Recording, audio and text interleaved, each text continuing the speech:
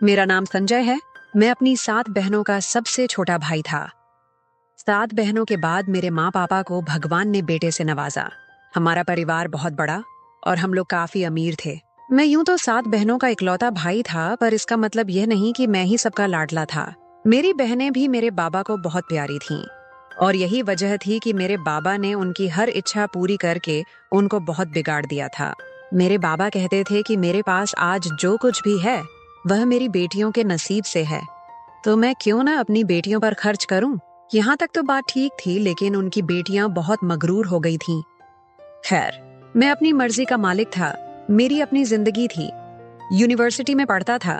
वहीं पर मुझे एक सोनिया नाम की लड़की बहुत पसंद आ गई।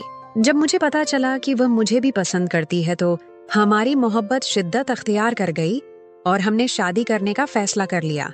क्योंकि अब यूनिवर्सिटी का आखिरी साल था, हमने यह भी सोच लिया कि हम एक तरीके से एक दूसरे के घर रिश्ता भी भेजेंगे ताकि किसी को पता भी ना चले कि हमने एक दूसरे से पसंद की शादी की है। पर यहाँ पर मसला पसंद नापसंद से ज्यादा इस बात का था कि मेरे खानदान का एक रिवाज था, और रिवाज भी ऐसा कि जिस पर बहुत से लोग कुर्बान हो चुके थे और अब शायद मेरी बारी थी। रिवाज ये था कि जब खानदान की बेटियों की शादी न हो, बेटों की शादी नहीं की जाती थी। चाहे बेटे उम्र में छोटे हों या बड़े, इस बात से कोई फर्क नहीं पड़ता था।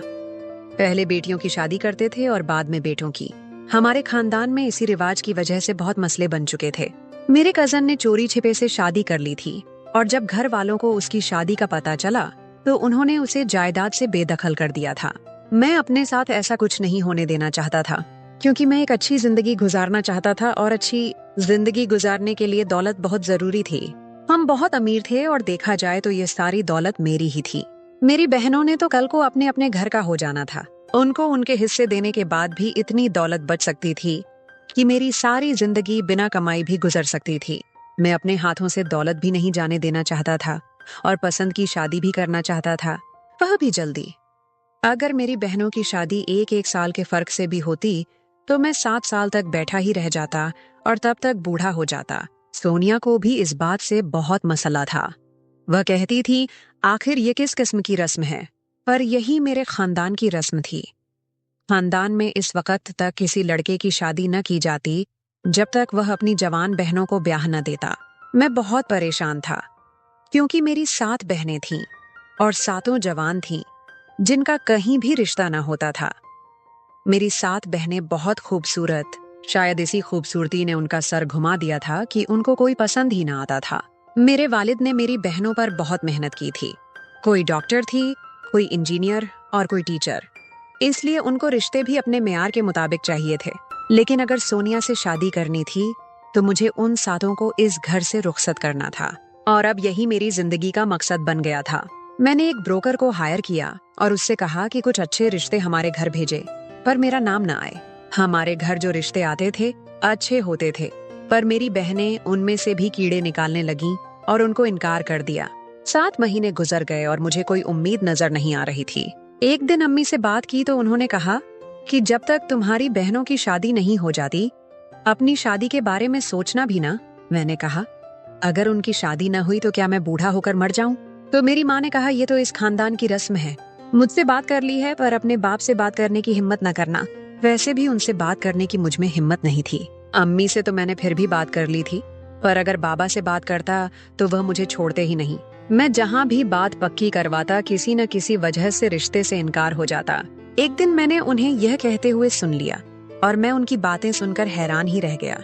वह आपस में यह बातें कर रही थीं कि हम इस घर में रहते हैं, ये घर कितना बड़ा है, यहाँ हर तरह की आसानी है, कोई बात कहें तो फौरन पूरी करते हैं।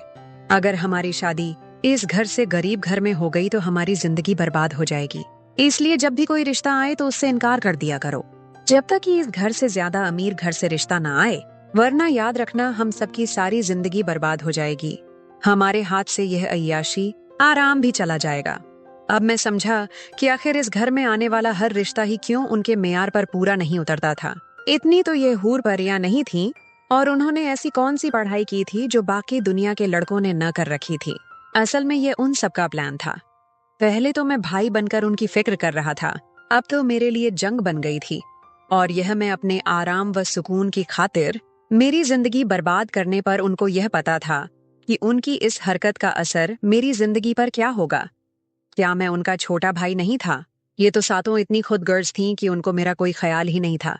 मैं अब बहुत गुस्सा हो गया था, पर मैं कर भी कुछ नहीं सकता था, क्योंकि अगर उनको शादी करनी ही नहीं थी तो मैं क्या करता। अगर मैं कहीं से भी रिश्ता ले आता, उन्होंने इनकार ही करना था। एक तरफ सोनिया, एक तरफ मेरी बहनों की जिद। मैं तो अभी से ही जलील हो रहा था। एक दिन मैं अपने पापा की दुकान में बैठा था कि एक लड़का आया।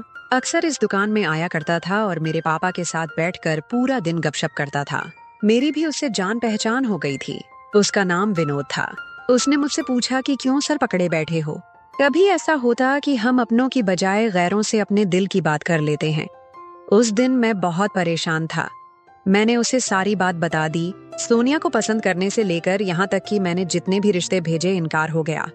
उसने पहले तो मेरी बात गौर से सुनी और फिर बोला, मैं ये मसला हल कर सकता हूँ क्योंकि हम भी 7 भाई हैं और रिश्ते ढूंढ रहे हैं। उसने कहा, मेरे भाई बहुत बड़े पढ़े लिखे हैं, इसलिए उनको पत्नियां भी पढ़ी लिखी चाहिए। खुशी से फूला नहीं समा रहा था। मेरी तो 5 उंगलियां घी में और सर कड़ाही में जा गिरा था। मुझे किसी ऐसे ही शख्स की तलाश थी। मैं हैरान भी था और खुश भी हुआ। मगर उसने शर्त रखी जिसमें मुझे कोई खराबी नजर न आई। उसकी शर्त यह थी कि हर बार मेरा एक भाई आएगा और तुम उससे फौरन बहन की शादी करवाओगे, किसी पसोपेश में नहीं पड़ोगे और कुछ नहीं करोगे। मैंने उसे बताया कि मेरी बहनें जानबूझकर रिश्तों से इनकार करती हैं, तो उसने कहा, ये उसका मामला है, वह अपने भाइयों को समझा देगा।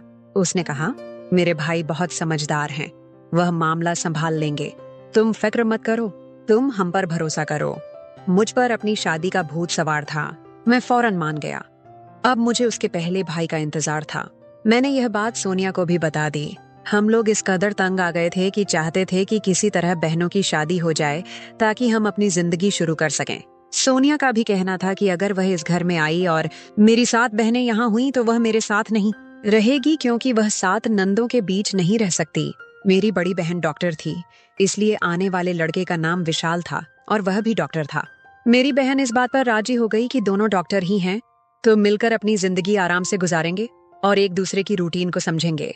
लड़का देखने में भी खूबसूरत था। उसकी उम्र मेरी बहन से कम थी, जबकि मेरी बहन 30 का आंकड़ा पार कर चुकी थी। कुछ दिन बाद एक और लड़का आया। उसका रिश्ता मेरी दूसरी बहन के लिए आया था। मेरी बहन को यह लड़का भी इसीलिए पसंद आ गया कि उसने कहा कि मेरी फैमिली नहीं है, मैं अकेला हूँ, मेरा अपना घर है। मेरी यह वाली बहन साहिबा सास बहू के चक्कर में नहीं पड़ना चाहती थी, इसलिए इस रिश्ते के लिए फौरन मान गई। तीसरी बहन के लिए आने वाला लड़का भी बहुत अच्छा था। उसके लिए मेरी बहन उसकी शक्ल देखकर राजी हो गई। मेरे बाबा भी खुश। उन्होंने फैसला किया कि पहली तीनों बहनों की शादी एक साथ ही कर देंगे, बहुत खुशियां मनाएंगे। और फिर वह दिन भी आया। मेरी तीनों बहनों की शादी इकट्ठी उन तीनों भाइयों के साथ हो गई। इस तरह 1 साल के अंदर मेरी 6 बहनों की शादी हो गई। अब हर बार एक लड़का मेरे घर आता और मैं अपनी बहन का ब्याह उससे करवा देता। हम सब हैरान थे कि पहले तो कोई अच्छे रिश्ते आते ही नहीं थे और अब ऐसे जल्दी जल्दी रिश्ते हो रहे हैं और बहनें भी मानती जा रही हैं। मेरी माँ का कहना था कि हम पर किसी ने काला जादू किया हुआ था। जो किस्मत का दरवाजा बंद था, अब वह खुल गया है। सबकी अपनी अपनी बातें थीं, असल हकीकत तो मैं ही जानता था। मैं इस बात पर बहुत खुश था कि मेरी सारी बहनें अपने अपने घरों की हो रही थीं। सिर्फ मेरी 7वीं बहन ही रह गई थी, जिसके लिए भी रिश्ता आ चुका था। पर मेरी सबसे बड़ी बहन की बेटी की हमें एक दिन कॉल आई और वह कहने लगी कि मुझे मेरा हिस्सा चाहिए। उसे उसका हिस्सा देने में कोई मसला नहीं था, लेकिन हम हैरान थे कि उसने अचानक से ये बात क्यों कर दी। उसका कहना था कि उसके पति ने कहा है कि अपना हिस्सा लो ताकि हम अपना अलग घर बना सकें। यह बात अपनी जगह ठीक थी। मेरे वालिद साहब ने कहा कि तुम्हारी 7वीं बहन को रुखसत कर लूं, फिर तुम्हारा हिस्सा भी दे दूंगा। इत्तेफाक की बात यह थी कि मेरी सारी बहनें अलग अलग शहरों में रहती थीं और वह सब की सब फ्लैट में रहती थीं। बड़ी बहन ने अपने घर की बात की तो बाकी बहनें भी उसकी बात पर मशवरा करने लगीं कि हम कब तक फ्लैट में रहेंगी, हमें हमारा हिस्सा दिया जाए ताकि हम घर बनाएं। हमारे पास भगवान का दिया हुआ सब कुछ था। हमने 7वीं बहन की शादी भी जल्दी में तय कर दी और शादी का दिन भी आ गया। हमने ज्यादा एहतमाम नहीं किया था क्योंकि मेरी आखिरी बहन की शादी थी और हम सब लोग घर वाले उदास थे। यह भी इस घर से चली जाएगी। खैर, रुखसती का वक्त हो गया था। 7वीं बहन की शादी का दिन आ गया। हमने ज्यादा एहतमाम नहीं किया था क्योंकि मेरी आखिरी बहन की शादी थी और हम सब लोग घर वाले उदास थे। यह भी इस घर से चली जाएगी। खैर, रुखसती का वक्त हो गया था। 7वीं बहन की शादी का दिन आ गया। हमने ज्यादा एहतमाम नहीं किया था क्योंकि मेरी आखिरी बहन की शादी थी और हम सब लोग घर वाले उदास थे। शादी भी हो चुकी थी। जब दूल्हे को दुल्हन के साथ बिठाया गया तो अचानक वहां कुछ ऐसा हुआ जिसे देखकर हमारे कदमों से जमीन निकल गई। मेरे माँ बाप, मेरी बहनें, हम सब हैरान परेशान रह गए। हम सब इस कदर सख्ता में थे कि कुछ पल के लिए तो पूरे घर में खामोशी छाई हुई थी। मेरी बहन का दूल्हा विशाल था। उसने दाढ़ी लगाकर हुलिया बदला था। उसका ब्याह मेरी बहन से हो चुका था। यहाँ तक तो बात किसी हद तक ठीक थी, पर असल बात तो यह थी दोस्तों। इस कहानी का अगला पार्ट देखने के लिए हमारे चैनल को सब्सक्राइब कर लें और साथ लगी घंटी के बटन को भी दबा दें। और अगर आपको वीडियो पसंद आए तो इस वीडियो को लाइक भी जरूर करें। मेरी शादी के दिन मेरा 12 वर्षीय देवर बहुत खुश था। मैं हमेशा उसे अपना छोटा भाई मानती थी और वह भी मुझे मां कहता था। मेरे पति की मृत्यु के कुछ दिनों बाद मुझे अकेले सोने में डर लगने लगा। इसलिए मैंने अपने देवर को बिस्तर पर अपने साथ सुलाना शुरू कर दिया। यह सर्दियों की ठंडी रात थी और मुझे अपने देवर के साथ एक ही बिस्तर पर सोना बहुत अजीब लगता था। मेरा देवर मुझसे बहुत छोटा था। 12 साल की उम्र में भी वो 18 साल के लड़के जैसा दिखता था। मेरे पति की मृत्यु के बाद मुझे बहुत मुश्किल समय का सामना करना पड़ा, लेकिन मैं कब तक टिक पाती। उस रात मैंने सोचा, चलो देखते हैं कि मेरा देवर कैसे प्रतिक्रिया करता है। आधी रात थी जब मैंने अपने देवर को हिलाया और वो गहरी नींद में सो रहा था। लेकिन जैसे ही मैंने उसे छुआ, मेरी आंखें आश्चर्य से चौड़ी हो गई, क्योंकि मेरे देवर का 7 इंच का। मेरे पति का निधन 2 दिन पहले हुआ था। मेरे घर में मेरी सास, ससुर और चाचा नहीं थे। मेरे पति का इस दुनिया में उनके छोटे भाई के अलावा कोई नहीं था। जैद सिर्फ 12 साल का था। वो मुझसे छोटा था। मैंने अपने जीवन में उसे कभी छोटे भाई से ज्यादा कुछ नहीं माना था। मेरा साला 12 साल का था। मैं हमेशा उसे एक बच्चे के रूप में सोचता था। जब मेरी शादी हुई थी, इसलिए वो मेरी शादी के दिन बहुत खुश था। उन्होंने कहा कि मुझे एक नई मां मिल गई है, लेकिन मेरी मां मुझे ये बात समझाती रही, बेटा, तुम्हारा साला तुम्हारा महरम नहीं है, उसके पास से दूर रहना। कुछ समय बाद वो बड़ा हो जाएगा, तब उसका और तुम्हारा घूंघट जरूरी हो जाएगा। इसलिए अब आपको इसकी आदत डाल लेनी चाहिए कि वो बिना किसी कारण के तुम्हारे कमरे में दखल न दे। मैंने कई बार देखा है कि तुम्हारे जीजा बिना किसी कारण के तुम्हारे कमरे में आते जाते रहते हैं। बेटी, तुम्हें ऐसा नहीं करना चाहिए। तुम एक शादीशुदा लड़की हो। तुम्हें अपने पति और अपनी मर्यादा का ख्याल रखना चाहिए।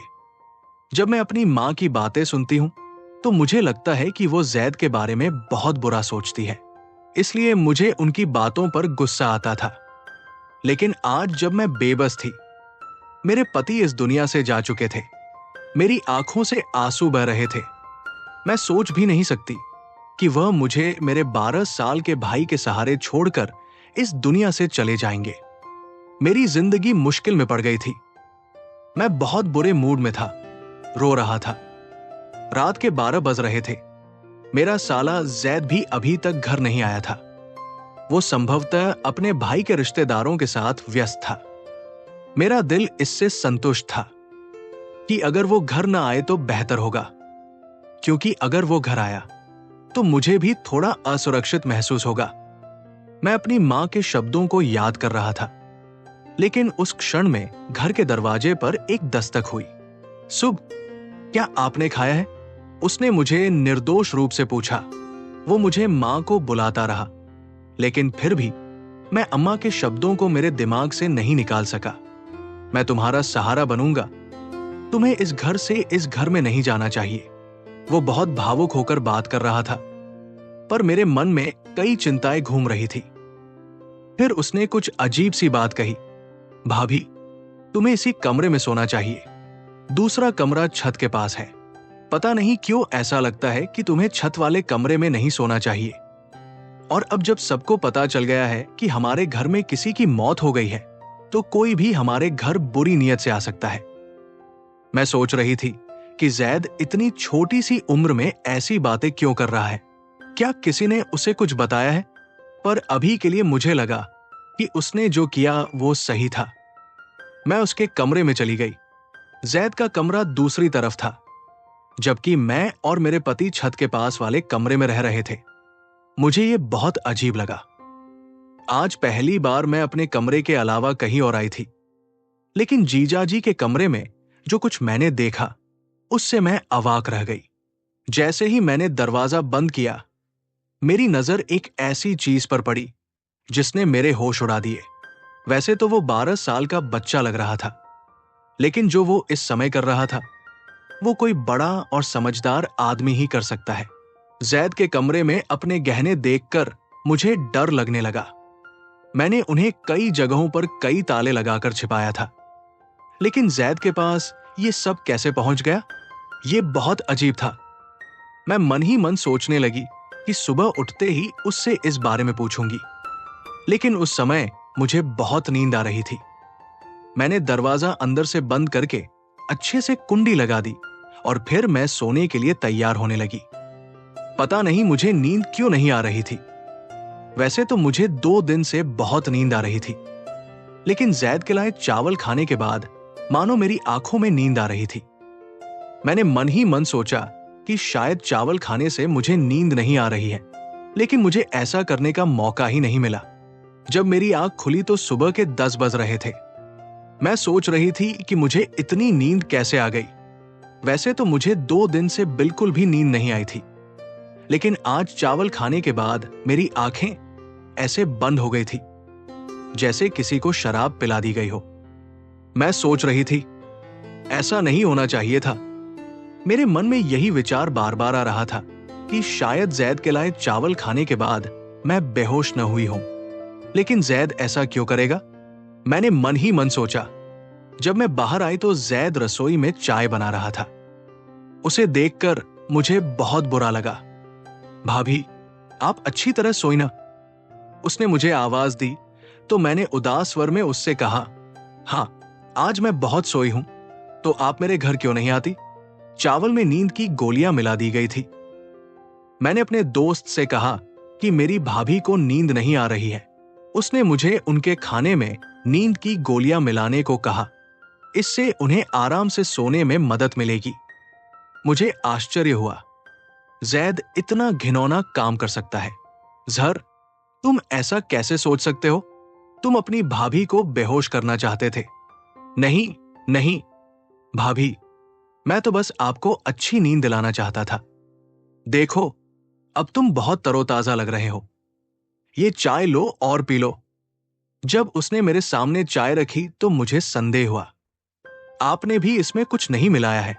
अल्लाह की कसम भाभी, वो कहती है मैंने आपकी नींद और आपके मन की शांति के लिए गोलियां मिलाई है, इसलिए मैं ये चाय आपके सामने खुद पीती हूं, बल्कि हम आधा आधा पीते हैं। उसने इस कप से एक घूंट लिया और मुझे दिखाया तो मैंने उसकी बात पर यकीन कर लिया। मैंने कहा, ठीक है, मुझे माफ कर दो, मुझे तुम पर शक हो रहा है। जब मैंने जैद का चेहरा देखा तो मुझे उसकी मासूमियत पर यकीन हो गया, क्योंकि उसके चेहरे पर वाकई बहुत मासूमियत और बड़पन था। मैंने आज उससे कुछ नहीं कहा था। मैं जानना चाहती थी कि वो आगे अपने आप से क्या कहेगा, क्योंकि मैंने उसके कमरे में जो कुछ देखा था उसके लिए कोई माफी नहीं थी। थोड़ी देर बाद उसने खुद ही अपना मुंह खोला। भाभी, मैं आपके गहने बेचना चाहता हूं। मेरे एक बहुत ही ज्ञानी, सच्चे और ईमानदार चाचा है। वो हमारे गहने बेचकर हमें बहुत सारा पैसा देंगे। हम इन पैसों से एक घर खरीदेंगे। हम इस किराए के घर में कब तक रहेंगे? मकान मालिक परसों किराया लेने आएगा। हमारे पास पैसे नहीं हैं। जैन की बात सुनकर मैं हैरान थी। मैंने पहले तो ऐसा नहीं सोचा था, फिर ये इतना अजीब कैसे हो गया? मैंने कहा, जैद, तुम्हें यह विचार कैसे आया कि हमें नया घर बनाना चाहिए? भाभी, मुझे भविष्य में शादी करनी है। हमें जीवन भर साथ रहना है। हमें नया घर बनाना चाहिए, वरना किराए के घर में इंसान की बेइज्जती और बदनामी ही होती है। जैद बिल्कुल सही कह रहा था, इसलिए मैंने उसे गहनों वाली बात के बारे में और कुछ नहीं बताया। लेकिन मुझे डर था कि अगर गहने बेचकर पैसे नहीं मिले तो क्या होगा। मैं विधवा थी, मेरे गहने 12 साल पुराने थे, इसलिए कोई भी हमें आसानी से ठग सकता था। मैंने सोचा कि मुझे इस बारे में किसी से सलाह लेनी चाहिए, या फिर मैं अपने माता पिता को बताता हूं। वे निश्चित रूप से मेरी मदद करेंगे। जैद तो एक छोटा बच्चा था जिस पर मैं अब भी क्रोधित था। इतने सारे ताले तोड़ने के बाद आखिरकार उसने मेरे कमरे से वो आभूषण कैसे निकाला? हालांकि ताले टूटे नहीं थे। हालांकि मैंने जैद को इस आभूषण के बारे में बताया भी नहीं था, लेकिन अब मुझे जैद की बातों पर गुस्सा आ रहा था। लेकिन वो जो भी करता, अंततः उसे इसी तरह समझाता। मैं संतुष्ट था। मैंने अपने परिवार से कहा कि ये गहने बेचकर घर खरीद लो। उन्होंने कहा कि नहीं, घर खरीदने की कोई जरूरत नहीं है, आप विधवा है, अब तुम्हें हमारे घर आना होगा। लेकिन मैं उनके घर नहीं जा सका। मैं जानता था कि मेरे भाई अपनी पत्नियों के गुलाम थे। वो अपनी विधवा बहन का कभी भी समर्थन नहीं करेगी। कोई भी व्यक्ति जीवन भर इनके सहारे जीवित नहीं रह सकता। अब एक अच्छा अवसर था। मैं अपने गहने बेचकर एक मकान खरीद सकता हूं। मेरे पति ने अपने जीवन में मेरे लिए बहुत सारे गहने बनाए थे, लेकिन मैंने उन गहनों को अपने भाइयों को देने का विचार छोड़ दिया। अब मैं केवल जैद के सहारे ही चल पा रहा था। मैंने कहा, जैद, अपने गहने जहां चाहो बेच दो। मैं अपने ससुराल वालों के व्यवहार से निराश थी। जैद ने गहने अपने चाचा को दे दिए और 2 दिन बाद उन्होंने हमारे लिए एक बहुत ही उपयुक्त स्थान पर एक घर ढूंढा और घर की चाबियां और दस्तावेज जैद को सौंप दिए। मैं पूरी प्रक्रिया से चकित था। हम ये मकान इतनी जल्दी 2 दिन में कैसे पा सकते हैं, जबकि लोगों को बहुत सारा काम भी करना पड़ता है। घर का गुजर बसर, घर के कागजात, ऐसी बहुत सी चीजें हैं जिन पर इंसान को बहुत मेहनत करनी पड़ती है, समय देना पड़ता है। पर जब जैद ने कागजात लाकर मेरे हाथों में दिए तो मैं हैरान रह गई। वो 12 साल का था, पर उसकी सोच एक वयस्क जैसी थी। फिर उसने कुछ अजीब सी बात कही। उसने कहा, भाभी, हम पूरा घर साफ करेंगे, इसलिए मुझे आपसे जरूरी बात करनी है। आज जैद की आंखें अजीब सी लग रही थी। उसकी आंखों में एक अजीब सी बेचैनी थी, जिसे मैं समझ नहीं पा रही थी कि वो मुझसे क्या कहना चाहता है। उस समय मैं बहुत जल्दी में थी। हमने घर का सारा सामान पैक कर लिया था। अब हमें इस बात की चिंता थी कि हमारा खाना पीना और राशन कहां से आएगा, जबकि मैंने अपनी जिंदगी में कभी बाहर जाकर कोई नौकरी नहीं की थी। फिर जैद ये क्यों कह रहा था कि उसे मुझसे कुछ जरूरी बात करनी है? मुझे नहीं पता कि उसे मुझसे क्या बात करनी थी। मेरे मन में कई सवाल थे, पर मैं अभी चुप रहना चाहती थी। शाम को मैंने सारा सामान अपनी अपनी जगह पर रख दिया था। वैसे भी हमारा सामान छोटा था, हमारे पास पैसे थे और उसने हमें वो दौलत नहीं दी जो हम साथ लेकर चलते थे। सारा काम करने के बाद मैंने बढ़िया खाना बनाया। मैं जैद का इंतजार कर रही थी, क्योंकि वो इस घर का हिस्सा था और मैं नहीं चाहती थी कि वो बाहर जाकर गंदा खाना खाए। इसलिए मैंने उसके लिए बहुत मेहनत से खाना बनाया, ठीक वैसे ही जैसे मैं अपने पति के मरने से पहले बनाती थी। मैंने उसे हर तरह के प्यार और उपहारों से लाड़ प्यार किया। बहुत सारा खाना बनाने के बाद मैंने उसे टेबल पर रख दिया और जैद के घर आने का इंतजार करने लगी, लेकिन वो घर नहीं आया। मुझे अजीब लगा। उस समय उसे घर पर रहना था। रात के 10 बज रहे थे। अपने भाई की मृत्यु से पहले वो शाम को लगभग 5 बजे घर आते थे और उसके बाद वो कभी घर से बाहर नहीं निकला।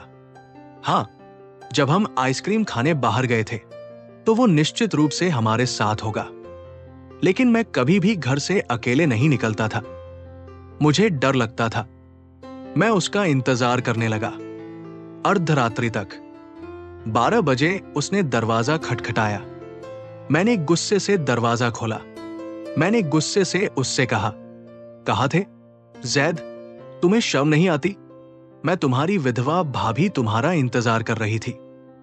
मैंने तुम्हारे लिए खाना बनाया और तुम ही हो जो अब अपने भाई के चले जाने के बाद भटकने को मजबूर हो। आखिर ऐसा क्या है जो आप घर पर नहीं कर सकते? तुम्हें बाहर जाना होगा। अपने मित्रों को यहां आमंत्रित करें। जीजा जी, मैं ऐसा नहीं कर सकता। उसने ऊपर देखा और बहुत गुस्से से मेरी ओर देखा कि मैं डर गया था, लेकिन वो तो बस एक बच्चा था। मैंने मन ही मन सोचा, मैं उसे धमका सकता था। मैं उससे ये सोचकर बात कर रहा था कि वो मुझ पर चिल्लाएगी। भाभी, मुझसे बात करना बंद करो। मैं अब तुमसे कुछ नहीं सुनना चाहता। तुम्हें अपना बनाया हुआ खाना ही खाना चाहिए। उस समय वो 40 साल के आदमी की तरह गुस्से में था। मुझे उस पर बहुत तरस आ रहा था। वो गुस्से में था, उसके पीछे जरूर कुछ चल रहा होगा। ये सोचकर मैं उसके कमरे में गया और खटखटाया। उसने दरवाजा खोला। उसने मुझे अजीब तरह से देखा और कहा, मैं तुमसे एक बात कहता हूं भाभी, मुझसे शादी कर लो, नहीं तो तुम बेवफा हो जाओगी। ये सुनकर मेरी आंखें चौड़ी हो गई। तुम सोच भी कैसे सकती थी कि मैं तुमसे शादी करूंगा? तुम्हारा ममतामयी प्यार कहां चला गया? तुम मुझे हर सुबह और शाम आ कहती हो। अब क्या हुआ? किसने तुम्हारा दिमाग खराब कर दिया? तुमने अपने दिमाग में ऐसी बेवकूफी भरी बात कैसे सोची और फिर उसे जोर से कह दिया? मैं गुस्से से उबल रहा था। वो हाथ जोड़कर मेरे सामने खड़ा हो गया और मुझे थप्पड़ मार दिया।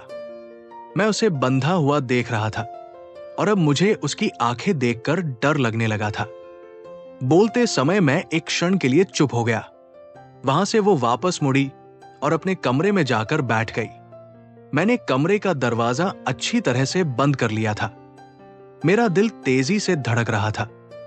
मैं सोच भी नहीं सकती थी कि जैद ऐसा हो जाएगा और मुझसे ऐसी बातें कहेगा। मैंने हमेशा उन्हें अपने बच्चों की तरह ही समझा। यद्यपि मेरे बच्चे अभी तक पैदा नहीं हुए थे, लेकिन फिर भी मेरे पति ने मुझे जैद के बारे में यही बताया। आपको हमेशा उसका पालन पोषण ऐसे करना चाहिए जैसे कि वो आपका अपना बच्चा हो। उसके पिता नहीं है, इसलिए अब तुम ही उसकी सब कुछ हो। जैद की बातों ने मुझे बहुत दुख पहुंचाया। मैंने सोच लिया था कि आज के बाद मैं जैद से बात नहीं करूंगी। कानूनी तौर पर यह घर मेरे नाम पर था। मैं इस घर में अकेली रह सकती थी। अगर कोई मेरे साथ रहना चाहता तो मैं अपने परिवार से किसी को बुला लेती, लेकिन अगर जैद ने दोबारा ऐसी हरकत की तो मैं उसे इस घर से जरूर निकाल दूंगी। यह घर मेरे पति का पैसा था और मेरे नाम पर था, लेकिन जैद को इसमें रहने का कोई हक नहीं है अगर वो अपनी भाभी को वो सम्मान नहीं दे सकता जिसका वो हकदार है। मेरी खामोशी अब गुस्से में बदल चुकी थी। सुबह उठते ही मैंने उसके कमरे का दरवाजा पीटना शुरू कर दिया। तब मुझे एहसास हुआ कि उसके कमरे का दरवाजा अंदर से बंद नहीं था। जब मैंने बाहर से दरवाजा खोला तो आगे का कमरा खाली था। कमरे में कुछ भी नहीं था। जैद कहाँ गया? मैं मन ही मन सोचने लगा। मेरा दिल गुस्से से पागल हो रहा था। मैंने बाहर के दरवाजे की ओर देखा तो पाया कि वो बाहर से बंद था। इसका मतलब है कि जैद ने मुझे घर में कैद कर लिया है। मैंने मन ही मन सोचा और मुझे उससे नफरत होने लगी। वो भी 12 साल का है और उसके कार्य इतने गंदे थे कि मैंने अपनी मां के घर में ये सोचकर जाने का फैसला किया। लेकिन मुझे याद आया कि मैं अपने दौर में बार बार घर से बाहर निकलना अच्छा नहीं था। मेरे बच्चे सामने खड़े हुए। उसने जो कहा वो बहुत ही आश्चर्यजनक था। इससे मुझे दुख हुआ। बीबी, तुम यहां अकेली रहती हो? हां, मैं अकेला रहता हूं। तुम झूठ बोल रही हो। उसका साला भी उसके साथ रहता है। वो अभी भी घर में ही होगा। मुझे नहीं पता कि ये लोग इस मोहल्ले को क्या समझते हैं। वे इसे गंदा कर रहे हैं। मैं कहता हूं कि उन्हें यहां से निकाल देना चाहिए। ऐसे लोगों का इस मोहल्ले में रहना ठीक नहीं है। दूसरे आदमी ने कहा, क्यों भाई, हमने क्या कर दिया है? अरे बीबी, तुमने क्या कर दिया है? तुम हमसे पूछ रही हो। आप अपने 12 वर्षीय बहनोई के साथ इस घर में अकेली रहती है। तुम्हें मालूम है कि तुम्हारे पति मर चुके हैं। अब आप विधवा हो गई है। चाहे आप अपने माता पिता के घर जाएं या यहां रहें, सम्मान के साथ जिए। यहाँ हमारी बहनें, बेटियां और माताएं भी हैं। हम अपने पड़ोस में ऐसे लोगों को बर्दाश्त नहीं कर सकते। मुझे इन लोगों पर बहुत गुस्सा आया, लेकिन मैं उनके साथ उलझना नहीं चाहता था। मैंने उनके सामने घर का दरवाजा बंद कर दिया। मेरी आंखों से आंसू बहने लगे। मुझे जैद पर बहुत गुस्सा आया। ये सब क्या है? मैंने मन ही मन सोचा और अपना सामान पैक करना शुरू कर दिया, क्योंकि अब मेरे लिए यहां रहना मुश्किल हो गया था। मुझे पता था कि जैद मेरे बारे में ये सारी बातें फैलाएगा, मानो मैं कोई पापी स्त्री हूं। ये सच है कि ये दुनिया एक अकेली औरत को निगल जाती है। मुझे उम्मीद है कि आपको मेरी कहानी पसंद आई होगी। अगर कहानी पसंद आई हो तो लाइक जरूर करें, और अगर आपने अभी तक मेरे चैनल को सब्सक्राइब नहीं किया है तो चैनल को सब्सक्राइब कर लें। मिलते हैं अगली बार किसी और कहानी के साथ। अपना ख्याल रखना। जय हिंद दोस्तों।